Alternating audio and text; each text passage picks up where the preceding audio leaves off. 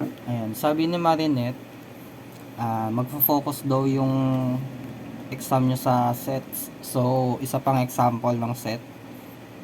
Sabi niya sa problem, may 30 students daw.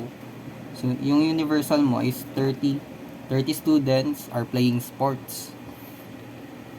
Tapos, yung naglalaro daw ng basketball ay 20.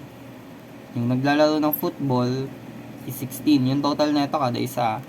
Tapos, yung tennis naman is 15 na naglalaro. Tapos, meron naglalaro ng basketball and tennis na 10. Or, pwede mo siyang isulat ng B, subset or intersection ng T is equals to 10. Ganyan. Tapos, basketball and football or basketball intersection ng football ay 11. Football and tennis or football intersection ng tennis ay 9. Tapos, meron daw naglalaro ng lahat. So, football, intersection, tennis, intersection, basketball na 7.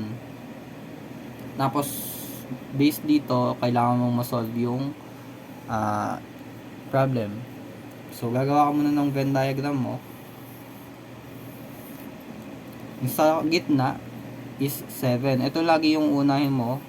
Kasi kapag may given na siya na lahat daw ginagawa nila, hindi na siya magbabago. So, lagay mo na agad 7.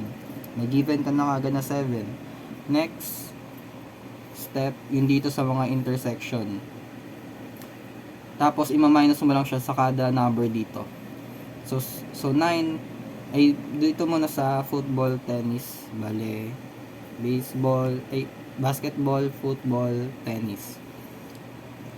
Football and tennis daw.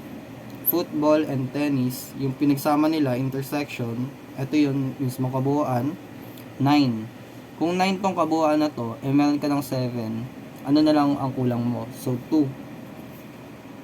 Next naman, ito, basketball and football, ito yung kabuuan niya, merong 11. Ilan na lang yung idadagdag mo para maging 11 kung meron ka ng 7? So, 4. Next naman, ito 10. Basketball and tennis, anong idadagdag mo na lang sa 7 para maging 10?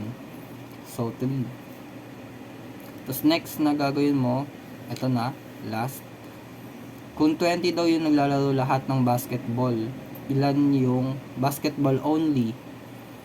Bale, ang gagawin mo, ima-minus mo lahat ng tatlong to, 1, 2, 3, dito sa 20. So, 4 plus 7, 11, plus 3, 14, minus 20. So, 6. Tapos, next naman, football. Ima-minus mo lang lahat. So, 11 na to, plus 2, 13. Minus 6, 3. Tapos, sa tennis naman, 15 daw yung total. 3 plus 7, 10. Plus 2, 12. Minus 15, 3. Ganun lang siya kabilis. Tapos, ito na yung sagot. Ngayon, kapag may sinabi na, sa given, merong tatlong na hindi niya ginagawa lahat. Yung, lahat ng sports, ilalagay nyo siya sa labas. Kunyari, kung wala, edi tatlo. Ganun.